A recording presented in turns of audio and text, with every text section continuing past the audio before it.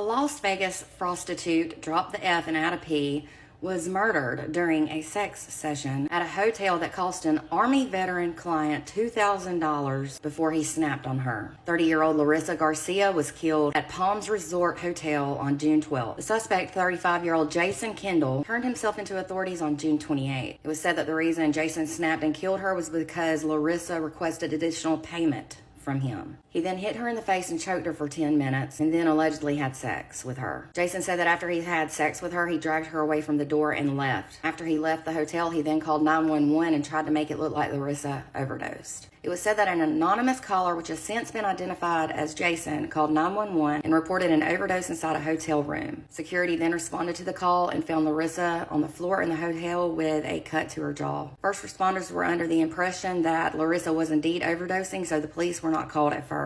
Paramedics then took her to a local hospital, but doctors did not detect any type of drugs or alcohol in her blood, so they immediately ruled out an overdose as a possible cause of her death. Doctors instead believed she was a victim of battery based on the injuries she had. After more inspection and investigating, they said that it looked like she was assaulted. That's what the nurse told the dispatcher about 15 minutes after Larissa arrived to the hospital. They said at first they did think it was an overdose, but she wasn't responding to Narcan or any medications like that. Nurse asked the dispatcher if they had any suspect information, and the dispatcher said no, that no one was there and it was an unknown caller. Larissa was declared brain dead and she ended up passing away at the hospital 1 week after the incident at the hotel. After investigating, authorities found that the hotel room was booked by Jason. They then met Jason at a different hotel where he would not provide any information to them without an attorney present. 6 days after the assault, a nurse specializing in SA trauma said that Larissa had been strangled and she possibly suffocated. Surveillance footage of the hotel showed Jason meeting Larissa in the hotel lobby around 4 p.m. and then about an hour later he is seen leaving by himself. Authorities then found text messages between Jason and Larissa and a web search history of Jason looking at Larissa's online escort advertisement. Reportedly, Jason confessed to choking Larissa on the date of June 12th. He is now being held in custody without bail. He is facing charges of open murder as the actual assault and battery. Reportedly, Larissa was a single mom of 2. GoFundMe has been set up if you're interested in donating to help her children. Friends called her a bright light in all of their lives and said that she was full of love and laughter. Now, Jason was reportedly an Army veteran and he made his first court appearance this past Saturday afternoon. He is ordered to be held without bail until his next court appearance, which I believe is scheduled for this coming Tuesday. I do hope that justice is served in this situation. She did not deserve to die,